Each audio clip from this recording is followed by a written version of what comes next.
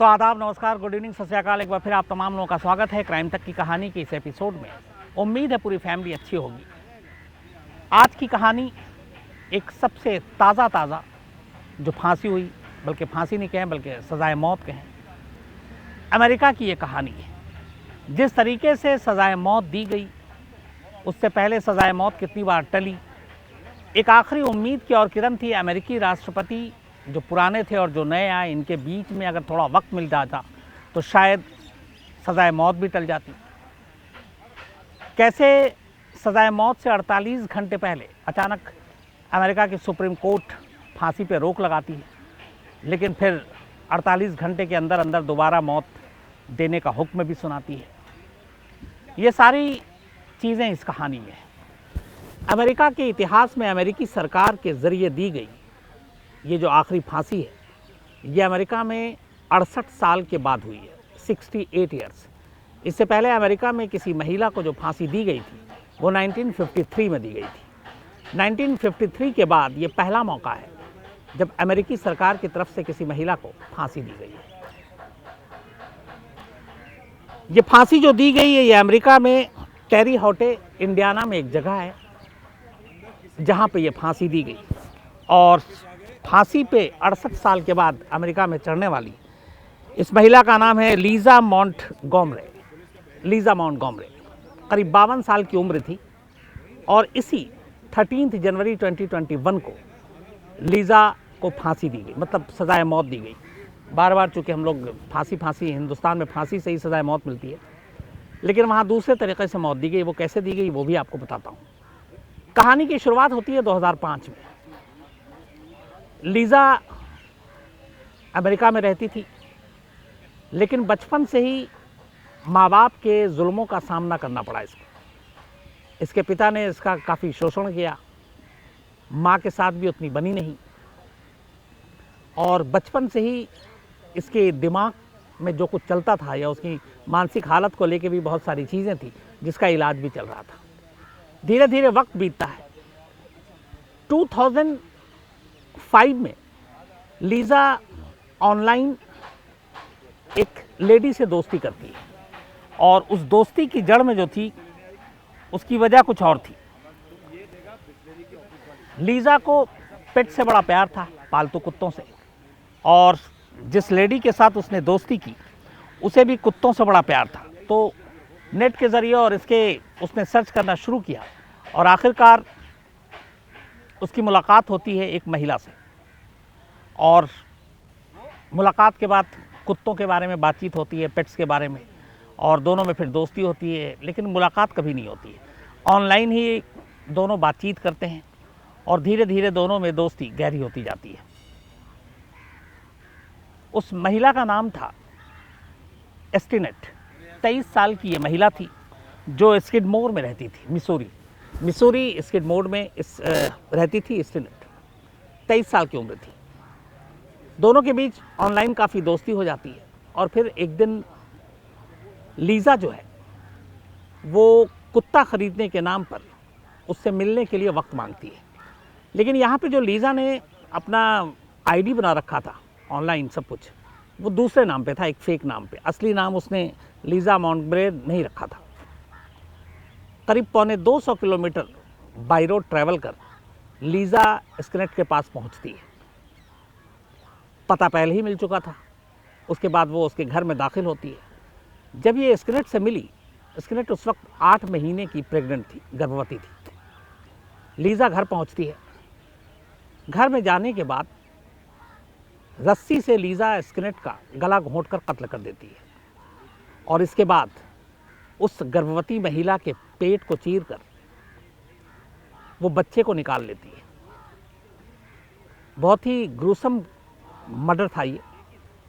Lisa ने गला घोंटकर मारा, फिर पेट काटा, और उस बच्ची को गर्भ से निकाल लिया। नसीब देखिए कि बच्ची जिंदा थी, लेकिन एस्टिनेट की मौत हो गई। इसके बाद उस बच्ची को वो उठाती है और अपने साथ लेकर वहाँ से निकल जाती है।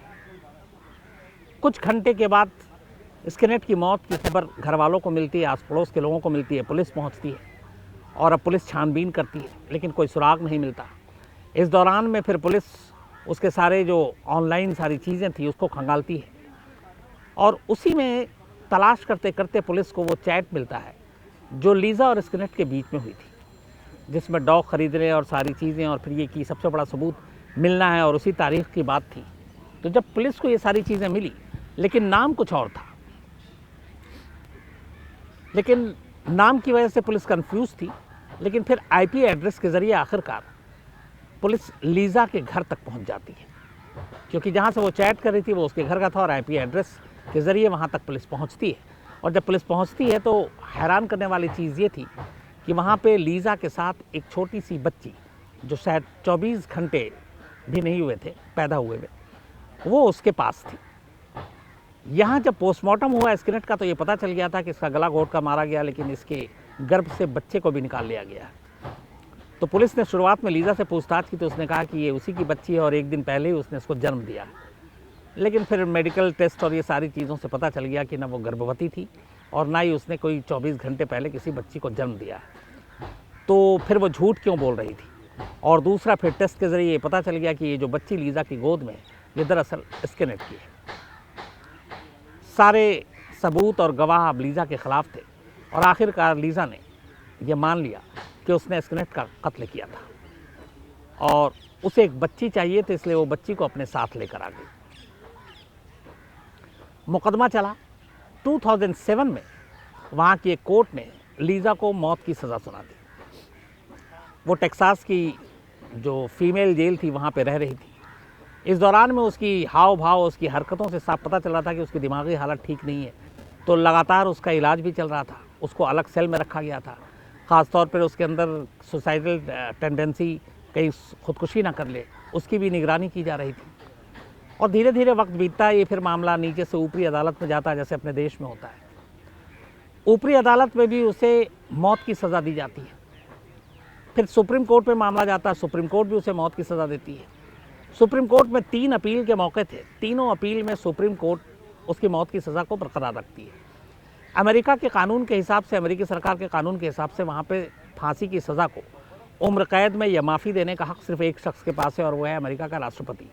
इत्तेफाक से जब डोनाल्ड ट्रंप सत्ता में आए, डोनाल्ड ट्रंप शुरू से ही सज़ाए मौत के पक्ष में रहे, सपोर्ट में, और अमेरिका में लास्ट 17 ईयर से सज़ाए मौत पे रोक लगी हुई थी।